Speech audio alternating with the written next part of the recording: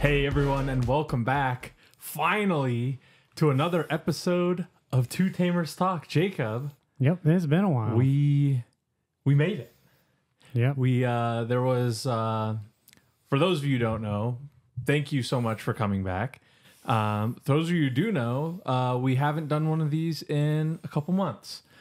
There have been some transitions with the team, people playing the game a little bit less, doing other things.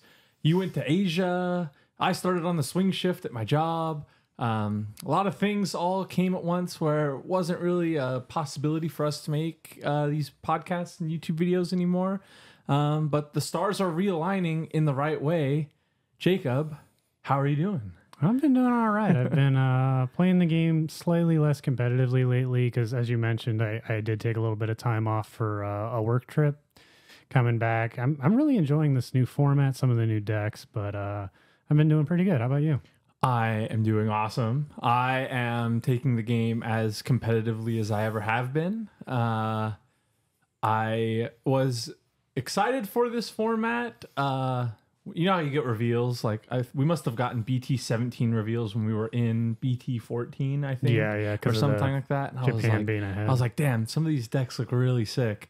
And then they finally came around. Obviously, the BT 14 through EX6 formats were a little rough. But we made it here, and I'm enjoying it. I got a lot of tournaments to look forward to. And I'm happy that we're able to share it with all of y'all. Yeah, we missed doing this. It was just it was a challenge. It was the perfect storm, really. Yeah, it was first off, Jesse wasn't able to keep doing the studio, which is fine, understandable, as well as, format was getting kind of stale before, like pre-ban list and new meta. And, it was like we were kind of beat down a little bit on that. Plus the doing it on Discord had its own challenges. And I think the quality just wasn't there. Yeah. And to me personally, I don't know about you, but it was kind of like we're not doing it right. So like kind of what's the point at all? Yeah. Which may not be the best mindset because, something's better than nothing, but there's only so many times that your opponent can swing with a 9K Mega and then pop out a 9K Mega and a level 5 and gain 4 memory. I don't know. Those were some dark days. But brighter days ahead of us. Absolutely. We are obviously way behind in terms of other people talking about this, but I would be remiss if we didn't mention we have to talk about there are 6 new additions to the ban list. We'll talk not a moment too soon. We'll talk about the odd one first. Is the card taken off of the banned and restricted list. I'm not that surprised about this one, if I'm being honest with you. It was not on my personal radar as cards that were going to come off because I was not predicting anything to come off the ban list until their first announcement. They said modification to the ban list rather than strictly to addition. And I thought it was interesting because a lot of the cards that are restricted right now, I was not thinking of any of them that were potential to come off. A lot of people were saying Greymon X to come off, which is pretty interesting because I still think BT8 metal for 2 or BT12 metal for 1 is a little bit too strong. Yeah, there's a reason it was banned, and I think that deck would definitely come back with that, but I don't know if it would take over the meta. Yeah, well, obviously War Greymon is in a little bit of a weird spot at the moment. But I still think that there is a spot for it somewhere. And then a lot of people have been calling for Jet Selfie to come back. I think that's completely wrong. I think yellow level 7s are extremely strong and right we're getting more. I mean, we just got another line of the blue yellow ancient. Yeah, for the ancient Guru, right. But we got these new hybrids. If you put 4 Jet Selfies in that deck's already good. It'd be insane. There's no way that's a good idea. But so ST6 Gabu, a lot of the big reason that this was hit was for Melga with the blue-purple X antibody stuff. Right, because they didn't make it a once per turn. Right, it's not once per turn, and so you have a non-once per turn draw egg in the started X Sunomon. You have a once per turn when attacking draw pitch on the structure deck Gabu and the structure deck Garuru. And so the idea being you could draw trash upwards of 10 cards in a turn. And the protection was bottoming from trash, so that also helped with your protection as well as your hand advantage. Yeah, and it's pretty interesting because I going into the EX5 Nats format, I thought this was before a lot of testing. I thought for sure Melgo was going to be the best deck in the format. This is kind of before we understood how strong Spawn was. But I was like, God, I mean, draw trashes the entire deck in their combo turn.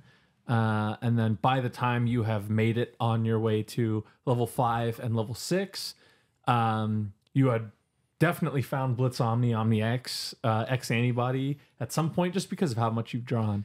Yeah. And clearly, Garurumon is struggling. Your Magnamon X antibodies were an unbreakable wall. A lot of people were like, "Oh, you just play high speed plug-in," but you know, I think it's undeniably how much in that deck they hit. They hit the Garuru X and the Gabu X, right? Yeah, the Garuru X and the Gabu X. That's a lot of restrictions. The promo wear Garurumon. Yep.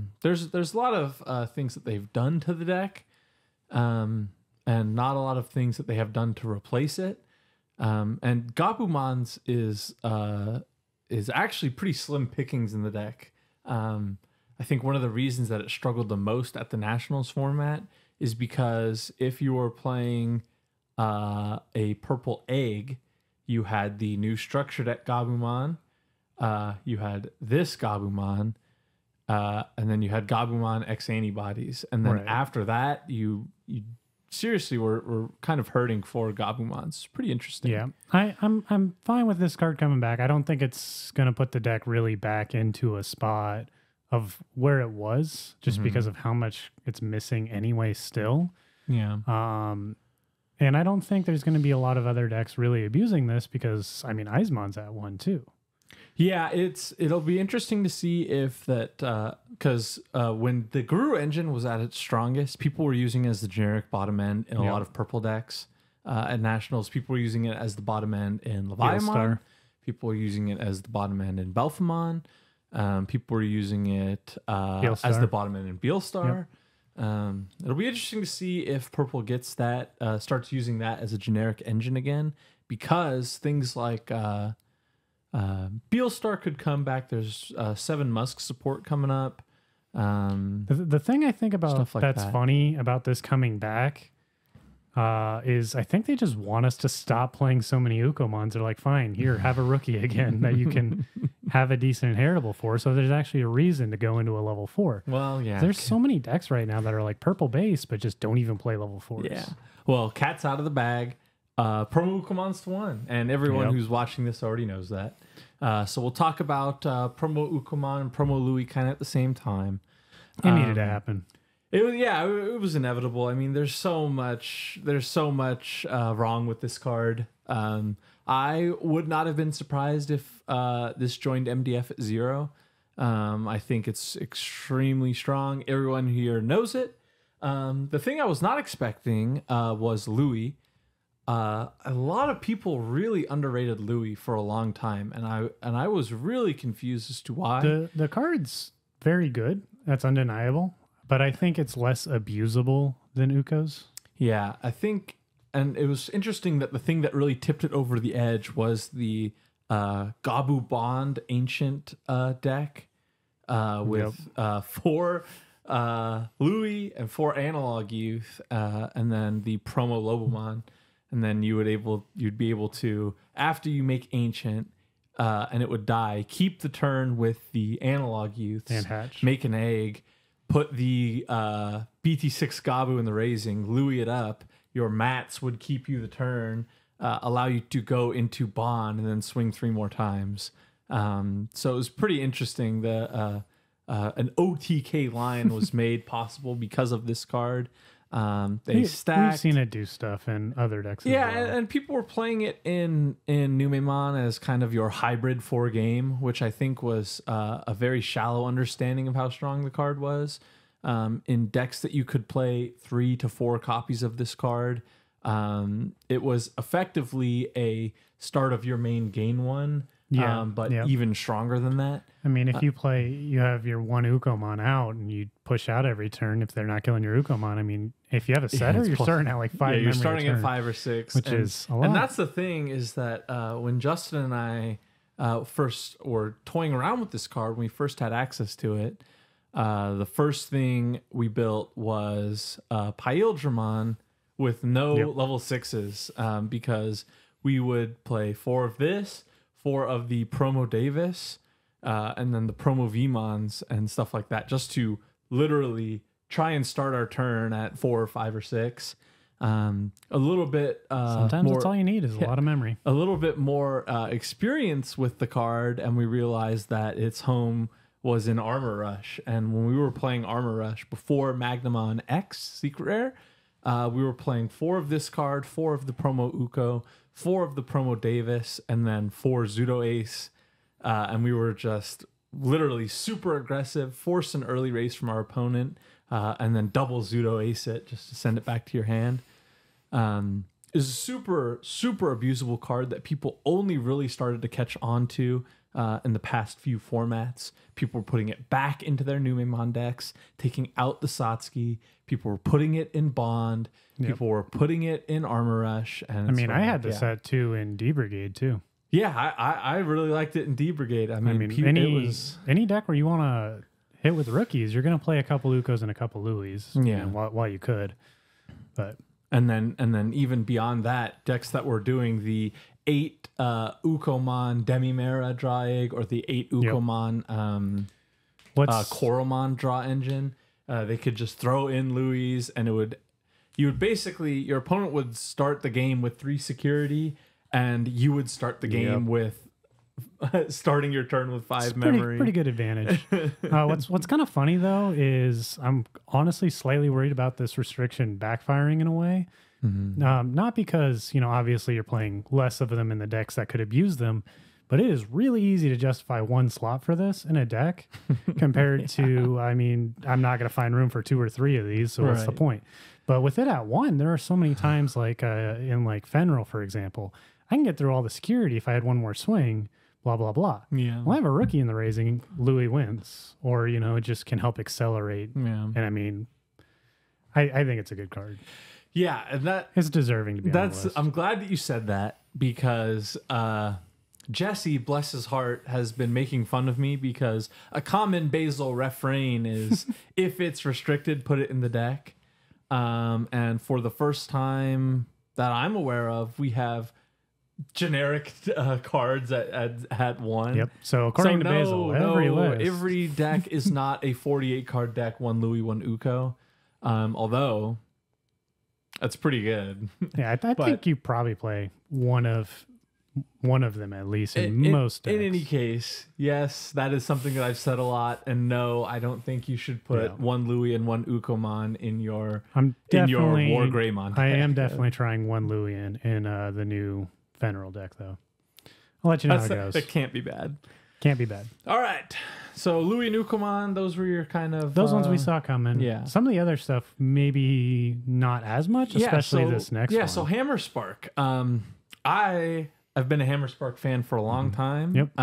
It's free memory and Ice Wall out of security. And if you know me, you know that I think very highly of cards that say gain a memory, no consequences. Especially when they have a good security effect. Yeah, and the good security effect. But Hammer Spark is interesting because it was, again, pushed over the edge by the ancient Gabuband deck.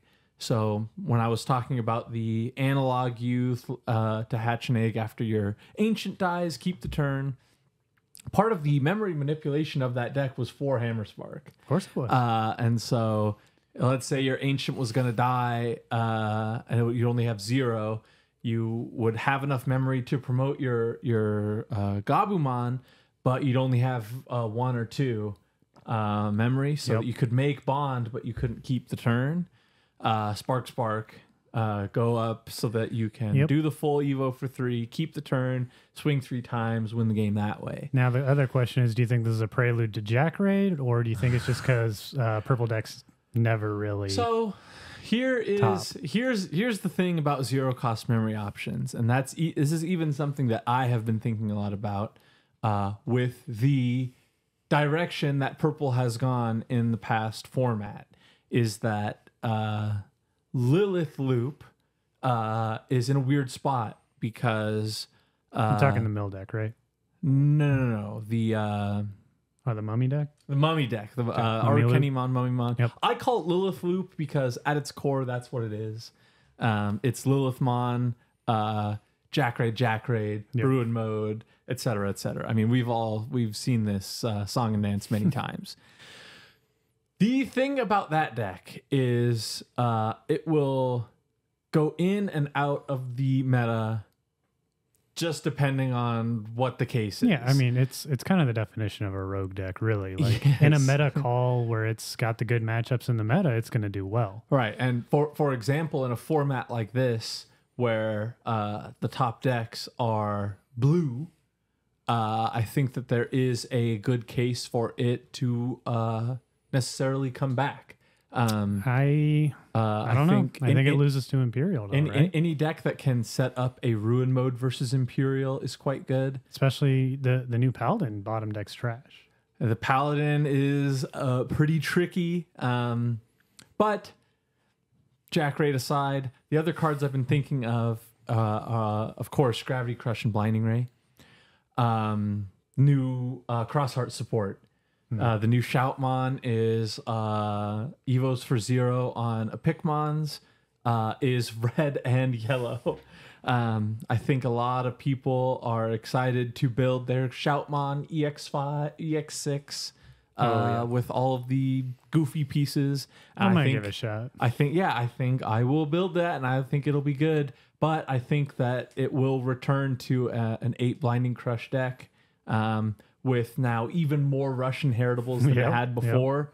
More consistency. And it's going to be way easier to make go to 10 memory, swing.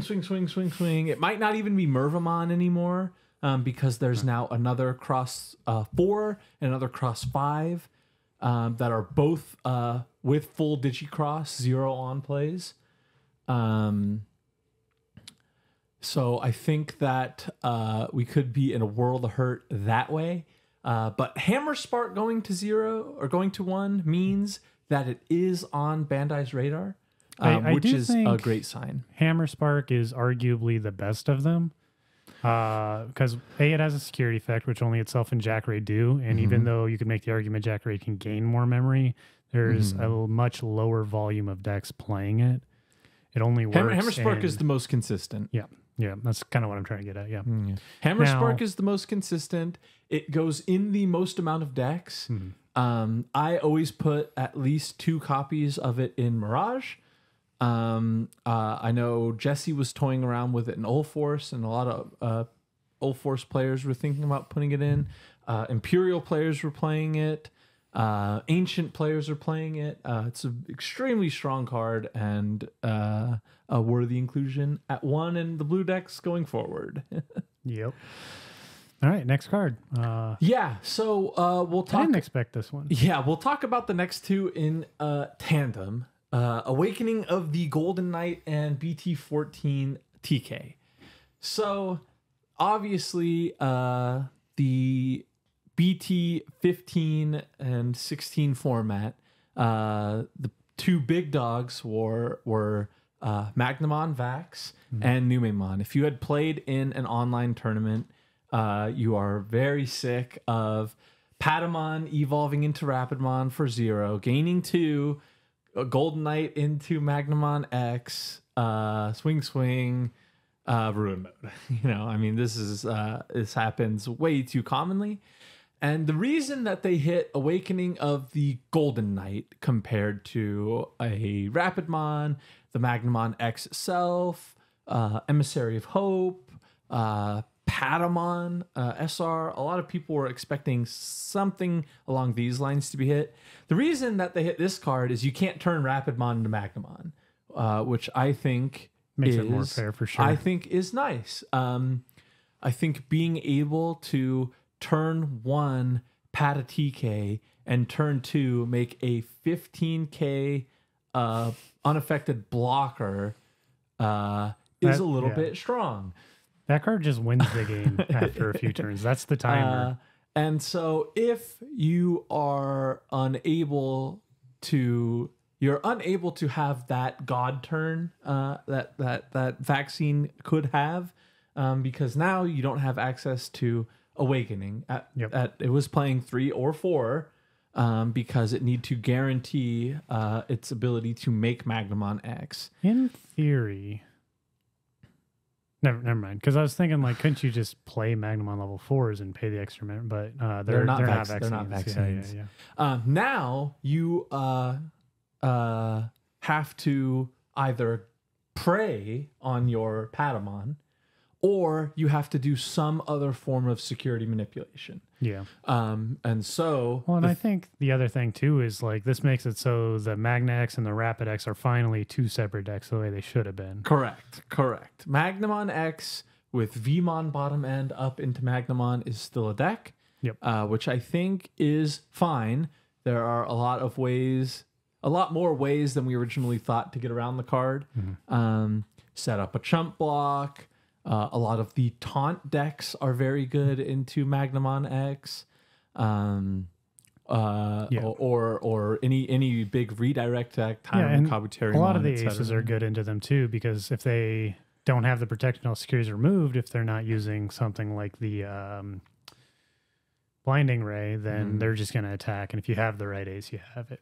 Right, and that was the thing about the yellow version, is that you'd set up a TK, reactivate Magnamon, play a Patamon, reactivate Magnamon, for free, Angemon Ace, and gain all that memory back, make him immune, promo Patamon. I mean, there are a million ways to activate Magnamon X in the yellow version, and in the blue version, the way to activate it is you have Blinding Ray, which people are playing, or you have Swing into security. And so that's a lot more vulnerable than the deck used to be, which is nice.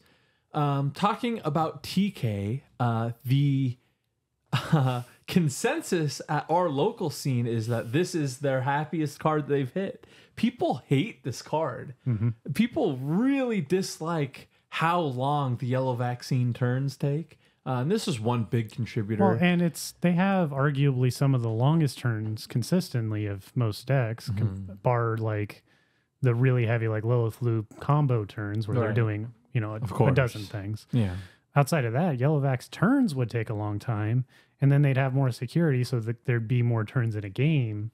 So there would just be so many going to time. Yeah, and the thing about this card is it's one of those cards that is good intention, bad execution. I think the idea of putting a particular card in the bottom of your security so that you can use that card, I think that is a really good idea for yellow.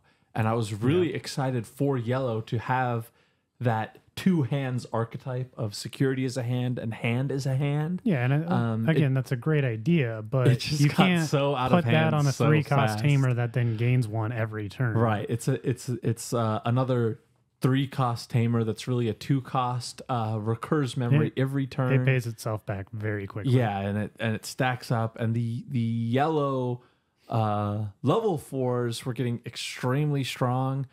Yellow also has the best aces in the game, and they also have some of the best megas in the game. So this was taking yellow from a color that really struggled at the low end. It struggled at the low end, and then it takes SR Patamon, which makes a case for one of the best rookies in the game, and then bridges the gap from struggling as a color to creating an extremely dominant archetype. Right. So I'm not sad to see that gone. Yeah. Good luck to you vaccine players with your Karis. Still arguably a playable deck. I think it's still pretty. It's still around. It's just a lot worse. One of your free squares, Numemon X Antibody. And you know what? I don't know if anyone ever reads the blurbs here, but they hit it right on the head. Is that the reason that this card is a problem is its ability to make level 7s appear. So you swing with your 2K, you run into a rookie, and you die. And then you play out Platinum Numemon. If you get the memory gain from Platinum Numemon, great. If not, you make Ruin Mode. Yep. And so I think people towards the end of Numemon's lifespan were really starting to catch on that this deck is the deck that takes advantage of Venus Ruin Mode the best. And I think that is sort of what they outline in their little blurb there. And which is nice. Compared to what we literally just talked about with the other cards, turn 2 Magna X Antibody compared to turn 2 Ruin Mode. I mean, what would you rather face? It's just like to beat to let's say they go first, they God hand, right? Because that's the argument, right? So I take my turn, I go like rookie tamer, rookie boost, something like that. That's really all I can do with my 1 or 2 memory. And then I'm under Ruin Mode for 2 turns in a row. My second and third turn, I don't get a play. It's like, so brutal, and and I was happy that people were catching on. Oh, I should stop playing Death X and start playing Ruin Mode, and if I open up Uko Garimon, and I have Nume X in hand, and then I draw I draw off of the Suno and the draw for turn, the draw for Evo. If I draw into I draw into Ruin Mode after I've pitched my Platinum, I win the game. And so I think it's pretty interesting that something about take 2 extra turns real quick.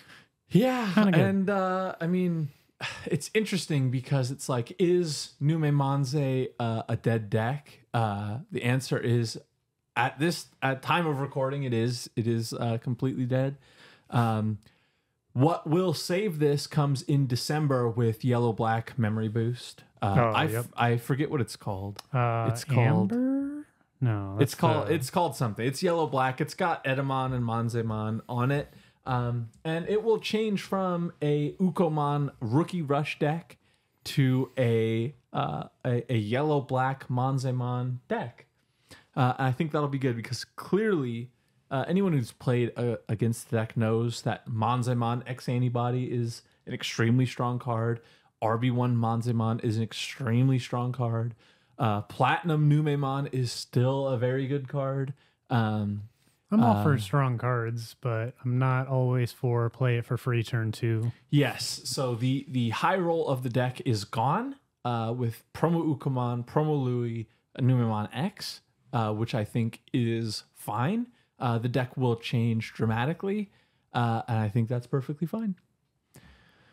So the ban list, what do you think? Overall impressions? I am pleasantly surprised. I not putting both Ukos to 1 is probably the right choice, but you can make the argument that you should probably restrict both. I'm so glad that you said that because there's only 2 things missing off of this ban list. The first is BT16 Ukomon. BT16 Ukomon, I still hold as the stronger of the 2 Ukomons. I think it's more usable, less abusable. Yeah, I think that's a perfectly fine argument. I have just there are many decks that I play that don't have the greatest rookies. Yep. And so you play a 4 of your good rookie, which almost every deck has a good rookie. You play your 4 or 3 of your other rookie, which is, not the greatest or needed for tribal sake. And then you play 3 to 4 BT16 Ukomon. And if you go first, you see Ukomon in your hand, you keep the hand. Yep. Yours at 1. Okay, great. Now they do a turn rookie 4, rookie training, whatever. Mine back at 1. I promote the Ukomon. I do rookie training back. I do rookie level 4, whatever. Theirs back at 1. They need to answer that Ukomon, or else I have now searched too much value. I've searched so deep into my deck. I have set up 2 stacks in the raising. I think the card is extremely strong. I think it should go to 1. I think it didn't. That's okay. The argument that some people, I don't know if this is Bandai's argument, but that some people will say is that this is the one that's kind of help enabling some of the weaker decks to stay relevant. Yes, That's an argument I've heard a lot. And it's not wrong. But we have boosts, we have trainings, we're getting scrambles in the near-ish future. So do we really have to have this card? Yeah, I personally don't think so. I think it's way too strong. I mean, I like it. I'm going to use it, but I wouldn't be sad to see it gone. The other thing that Bandai missed, and I do expect an emergency addendum, is the prohibited pair of Sayo and Co. and EX4. That list is going to just keep getting longer. I think the honest thing that they should do is to errata Sayo and Co. to say you have to do it with Galaxy cards only. It just keeps breaking. It still wouldn't be enough, honestly. They'd find a way. People would find a way. Yeah, they need to fix this card somehow. For those of you who don't know what I'm talking about, if you make a Mirage Galgamon BT11 and your opponent has 8 cards in your hand, they can pass you to 1 with a BT13 card. Homer, last name, I forget what it is. Samson. No, not Samson. That's Richard. Homer something. Homer says, tuck a card from your hand under one of your guys. When you tuck a card, play a card from under one of your guys. Play out the EX4 Galmon. Both players draw 1. Activate all turns of Mirage to gain 2 memory back. Now it's my turn again. Draw, phase, etc., etc. So it is the Zubamon Sun and Moon loop, but with more steps. Pretty strong, pretty uninteractive, pretty unintended. I do expect an emergency pair restriction, kind of like the one we got for the Zubamon. Yeah, they kind of need to, but I do think people are going to keep finding ways of the remaking the card is so Homer Yushima, that's the one. And so the card, it's unintended interactions with opponent's turn memory gain, start of your opponent's turn memory gain, and someone will optimize this deck fully and will win a regional with it, and that'll be a bad look for us. For those of you who have played against it, it's not very fun. It could be worse. I think it takes more setup and has slightly more counterplay than the old version. Yes, it's so the old Sun and Moon loop deck. One of the biggest counters to the deck was play a memory setter. If you play a memory setter, you now need 2 Sayo and Co's to infinite them. If you play a memory setter versus this version, they need to make 2 Mirage Galgamons, and you have 8 cards in your hand, or you have to have 16 cards in your hand, which is not so common. But yeah, so but it's more beatable. Still shouldn't. It's a really degenerate exist. deck and needs to go. Yep. This is true. But with the ban list now in the rear view, what do you think? What do you got set up for the BT17 format and EX7 moving forward? I still need to look more at EX7, figure out what I got going on for that. But I'm loving the new Fenrir deck. It is Take Mikazuchi, Sword Dog. When I looked at it, I didn't think it would be as consistent as it is, or as OTK. It is just better than the old Fenrir, which is weird because that deck was still good. But the fact that you God Hand, you can like turn to your Fenrir. The issues are like it doesn't have protection, which means there's counterplay to it, which makes it a fair deck. I'm not complaining that. It's a good thing. It's healthy for the game. But the card does a lot. I mean, it's clear a board, clear your security.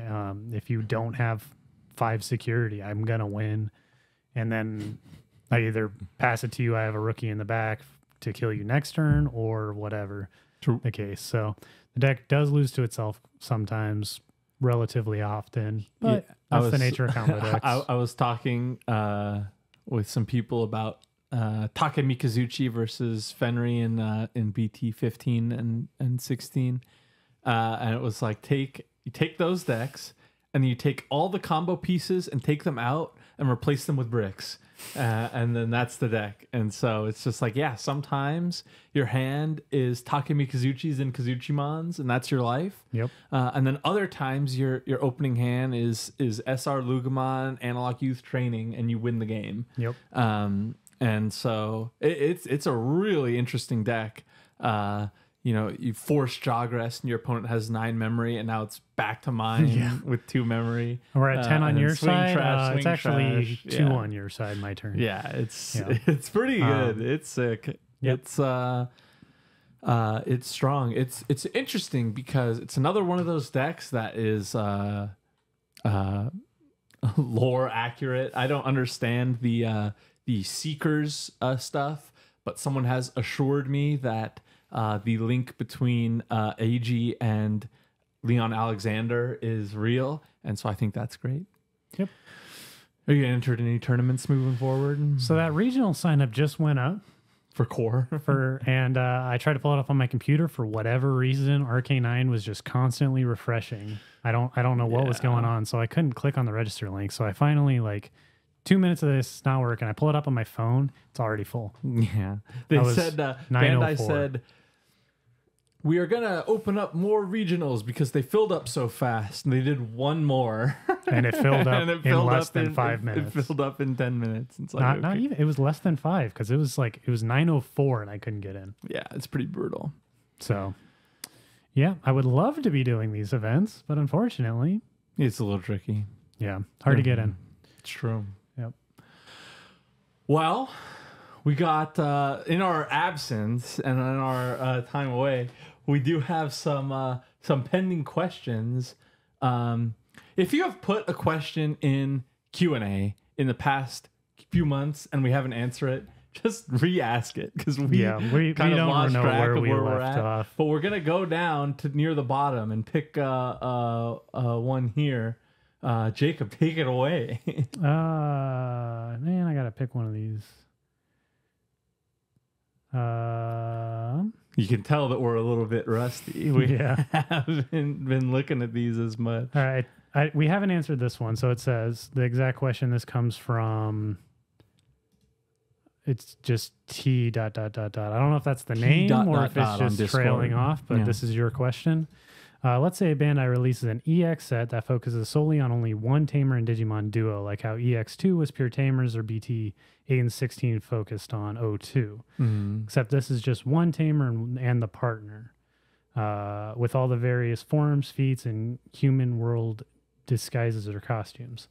Who would you want, and what new keyword would you create for it? Or barring a keyword, what would the secret be?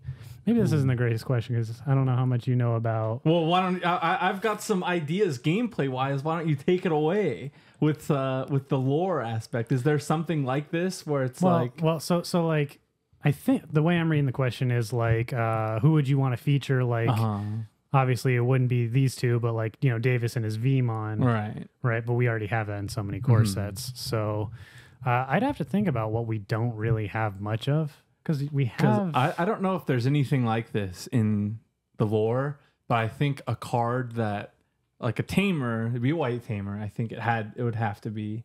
for balancing or for... For the purposes of a set being built off of a Tamer. And it would have to be a brand new set mechanic, like kind of like how BT14 was for aces, where every color gets an ace, basically. And then they take it and... it's a white Tamer, and it would say keyword. And then it could branch off into every color. And every color would play 3 of their color Tamer, and then 3 of the white Tamer. You know what I'm saying? Okay. And then it'd be like, if you're, like, I don't know, the keyword would be like rainbow. And it's like, if you're blue, activate effect. If you're, I don't know. Well, how would you say, like, if you're this color? That's what the rainbow keyword would be. Right, but like, oh, like if so, like some way it changes color to match something. Yeah. It would be like you'd have your blue Tamer, and his name is Ricky, and Ricky's ability would say, if you have white Tamer, the white Tamer is counted as blue. Or just have it say like anything with rainbow is counted as. Yeah. I could see someone that would I have no idea who that would be. Dope. That secret rare would cost $10 trillion. Well, any deck that would be playing it would be playing them at exactly 3 or 4. That would be so expensive. In terms of who that would be, I have no idea. Yeah, that's interesting. We need to get the lore masters in on it because someone who wears a lot of disguises. Oh, yeah. I'm not the lore master. Unfortunately, I know. Well, isn't Ken Digimon Emperor? You know what I'm saying? So. So it'd be something like that. It'd have to be a new series. They'd have to make something up because it couldn't be Tai. But I mean, when they actually do it, you know, it's going to be more Liberator stuff or some or like Ghost Game, something like the newer series is. Because if it was just Tai, because there's hella Agumons, but not all of the Agumons are Tai Agumons, right? Right. Because like some of them are for Tyrannos or like Marcus Agumons. Yeah, or Marcus or Snow Agumon. The argument. It has been made in the past that Agumon is Digimon's Pikachu, which I don't necessarily like comparing because it's apples and oranges, but I also don't like Agumon, so... Oh, Agumon's dope. Agumon, you haven't played enough red decks, bro. I have played very few red decks. Tangent, something I would love to see in an EX set. This is coming from a 2005 video game, Digimon World 4. The Mecha Rouges are just like generic enemies. We could totally get cards out of these.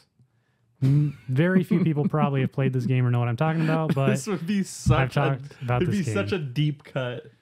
And it would make people like you so happy. I would be so happy to just get a line of Mecha Rouge. Because like I don't think they really digivolve, but there was like Mecha Rouge, 2, Mecha Rouge 3, Mecha Rouge 4. Yeah. And those effectively correlate to levels. Levels, right. So or it could be like an on-play kind of thing. Yeah, I mean, it'd either be like a D-Reaper style deck or it would be a purple line. I don't know. Because they are actually purple too, and they would probably fit that archetype. But in the game, you're fighting against the X program, and the Mecha Rouges are one of the enemies. So this could also tie into like a Dex. Oh, it's like I was gonna say it's like a Death X thing. Yeah, kind of. The game itself doesn't have Death X, but you're fighting against the X program. So all the Digimon you're playing as are the X antibody variants. So I think it would be kind of cool to get something like that. I don't know what it would do, but so anyway. I don't think we answered your question at all, but those are two things we would love to see come out of an EX set. The White Rainbow Secret Rare. Should we do another? Sure. You pick. Tell me when. Go all the way down. There was one all the way at the bottom. Oh, man.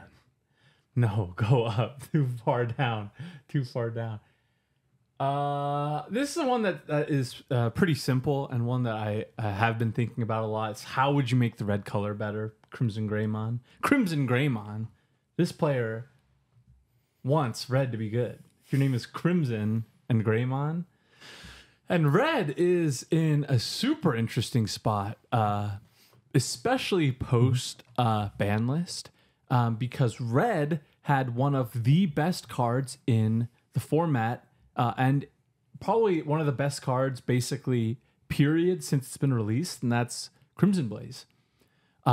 Crimson Blaze value is actually super down right now. Numemon is in a lot worse spot. Promo Ukomon is at 1. These sort of wide boards are super down right now. And so in terms of Red's ability to succeed, it's going to need something besides 2 checks at big number. You know what I mean? It's going to need to gain something else. Raid was in the right direction. Yeah. Because it had Well, so red's also kind of the removal color too. With Gaia Force, which is power crept out, but is still like a great example of that. It's just generic removal. A Digimon. And I think Crimson Blaze is still very played card. Well, and so what I was kind of getting at is BT12 Wargrey was in the right direction because it was, one swing raid to get over your Digimon and delete it. And then get the unsuspend, and now a bunch of checks at a big number, and then with the piercing, you could do a lot of offense that way. What it's going to need is more boss monsters, kind of like the BT12 Wargrey. I think BT12 BT17 Ancient is in the right direction, but it is literally delete something and then swing 2 checks at a big number. So it is still a little bit weak. What it's going to need is cards that are a little bit more versatile. So, like I said, BT12 Wargreymon is very versatile in that not only is it can be, swing 3 checks piercing, swing 3 checks piercing, it can also just be clear 2 bodies. We haven't really gotten a lot of just red cards in a while, though. You're talking about the Greymon, and that's very much a red-black deck with the Raid and the De-Digivolve stuff. And then we got like the Shine Gray line, which is like very yellow heavy, right? Red a lot yellow. of DP minus. Outside of like the new Gallantmon Ace, dude, Gallantmon. Which I think it's a cool idea of what the Ace should do, right? Delete and then trash security like the normal Gallantmon stuff. Yeah. But like, what would make red good, I think. Well, that's what I'm saying is stuff that's more versatile. And I think that the Gallantmon stuff was almost in the right direction for good cards. It was delete something, and then if you didn't delete something, gain effect. Right. But the effects it gains are terrible. Delete something if you didn't delete something else. The closest it gets to getting a good card is the BT17 War Growl. Delete something if you don't sec +1, which that is in the right direction because then its inheritable is also an unsuspend. But its condition for unsuspending is delete something to unsuspend. So it's like if we got our sec +1, then we're gonna miss on our unsuspend because we didn't kill anything because we would have killed it with level 5. And it's just such an incoherent deck and such an incoherent archetype. Nothing meshes together with it. It has so much support and it continues to take the deck in 2 separate directions. Like one of the best cards it got was the EX5 Black Growlmon, level 4. And Gallantmon players get so mad because their best level 4, which is that, is not usable for Biomerge because it's not a Growlmon. It is a black Growlmon. And it's just like, oh, man. So red is going to need effects besides delete that are good. Right. That's my answer. Yeah. And I mean, it varies on, are we in a single stack or a go wide format and then on deletion effects? I think something that I don't want to exist but would put red in a very, very good spot is like some way of preventing an on deletion effect. Ooh. Like if the level 6 was like delete something, it can't activate an on deletion effect. Now, what if it had 4 on deletion effects from inheritables? Do you only pick one to prevent, or just the face card, or super all of interesting. them? Now, I don't want that to exist as the purple player, but to answer your question, I think that's what would make it good. I like that. I like that answer that has been red's downfall, particularly in the last few formats. Like, okay, I killed Numemon. Yep, great. There's another Numemon. Now there's but another. But if it was Numemon. like a once per turn when you delete an opponent's Digimon, prevent an on deletion. I like what I'm hearing. That would bring it. That would definitely make a big difference for red. Yeah, I don't know if there's a way to word that besides just they can't. But I think if it just said like your turn once per turn, an opponent's Digimon's when an opponent's Digimon on deletion effect activates, it would kind of be like Venusmon, like the floodgate effect, maybe. Yeah, I think it would have to be limited in some way. Yeah, maybe. Otherwise, it would just be the hardest counter to some things. Yeah, like if it was like a once per turn prevent, or like I don't know, but that could help. That is interesting. But if you guys are watching this far, please put some questions back in the Q&A. Yes. Updated for the BT17 format. We have lots of opinions and lots of stuff to say. So just throw something in there and we'll get back on it because we're going to be back on the grind. We're back at it. Yeah, we're going to keep doing this. We took the break we needed for various reasons, and we're ready to rumble. So if we didn't get to your question, again, we have no idea. We just kind of jumped over the place. Yeah, if we didn't get to your question, in there. We'll let you know and ask more. So, Jacob, You got a card of the week, my man. Ah, man, I've been thinking about this for days, and I honestly haven't come up with anything. You start. I will start us off because I certainly have a card of the week. Jacob, I am enjoying the BT17 format so much, and the biggest reason for that is Dex Doru Greymon. You've talked about this a lot going into the format. That deck I was really excited for because I think that collision is a cool keyword. And then the more I've played with the deck, the more I've realized that it is an extremely skill-expressive deck in terms of building it and playing it. It is, and I don't say this lightly, and the longtime fans will know how severe this statement is. It may be harder than Bloomlord. It is a very complicated deck. Yep. The hard turns on that deck are that makes sense. Freaking hard. Because, yeah. And so, my card of the week from this deck is BT16 Dorugumon. It is the black-purple level 4 when Digivolving, pitch 1, draw 1. If your mind link, something attack start of main, and it has collision. It's everything I love about the deck. It has early board control, so if they do promote that BT16 Ukomon that I hate so much, I will force him to block and kill him.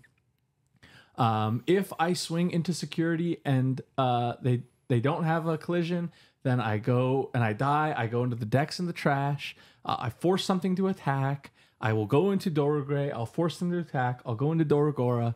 That is the linchpin of the deck, and it's a random common in BT16. Card's really good. I love it so much. So shout outs to Dorugumon. I've loved that card from the Alphamon days, and I'm loving it right now. Jacob, what do you got? So again, I had to think about this for a couple days, and I could not come up with anything. But the card you mentioned was actually a consideration for me because it's played in the new Fenrir list over the Lugarmons, and not everyone's list, but in some of them, and it's really good. If you haven't tried it, I was very skeptical, but I'm all in. That card rules. But my card of the week is going to be the new set Shine Gray Burst Mode Ace. Oh, wow. Because I am a longtime Sakuyamon player, and this is the best card Sakuyamon got, and I'm mad about it. The new Sakuyamon cards, they're okay. They're not great. Everything I said that we needed is what's being revealed for BT19. Yeah. So I can't be too mad. But you just have to wait a while. They know the weaknesses of the deck, obviously. And giving them to us now would not break this deck. This would still be like at best tier 2, tier 1.5. That's generous. So Shine Gray Ruin Mode, you play a lot of yellow Tamers. Burst Mode Ace. Yeah. Play a lot of Tamers in this deck. So play one for free, minus something out as an ace, especially when the deck is really good right now with the new Sakuya and the black plugin of having protection and recharge plugin as well. Yeah. So you can theoretically have protection from literally everything. The recharge can give battle protection. You can have can't be deleted by effects and can't be bounced to hand or deck. So what is Chaos degrades the last thing? Yeah, right. Can't prevent that. And the Sakuyamon strategy would land on a level 6 yellow most of the time. You stop at 6 at the end of their combo turn, and then they finally think, all right, I will now deal with this and win the game. So before, your only two options were Ruin Mode, kill my stack, get my 2 extra turns, yay. Or Omnimon Merciful Mode, which I've always liked because you have a stack of 6, 6, 6, 6. Yeah. Because you go back and forth. It has extra megas. So you have extra megas for that effect, as well as trashing itself, trashing one of their security, going back to a Sakuya so you can keep doing your thing. I think those were the only 2 options that were even worth considering before. Yeah. But now this Shine Gray is, I think, a pretty good choice as well. I love that. So that's going to be my card of the week. Very nice. Well, thank you all. If you all have made it this far, and if you all are coming back, thanks so much. You made it this far. Give us a like, comment, and subscribe. There is more content coming. The podcast is going to be weekly once again. We're going to work on getting deck profiles. The camera that is pointed at us right now is the one that we have at the moment. So we may not have 2-person deck profiles in the future, but we'll at least we'll get something going. Well, we might not have a camera on 2 people, but we can have one of the strengths is the banter of, why this card, what does it do? Because as the person who made the deck, you might not know what somebody who's never played it knows or doesn't know is what I mean. Right. So like if you show me a red deck, I know nothing about red. I've never played red. I'm going to ask a lot of dumb questions, but I'm not the only person who needs the answer. That's true. So that's true. We'll probably can get 2 people in, just maybe not have them both on camera. But thank you all so much for watching, and we'll catch you guys in the next one. Later.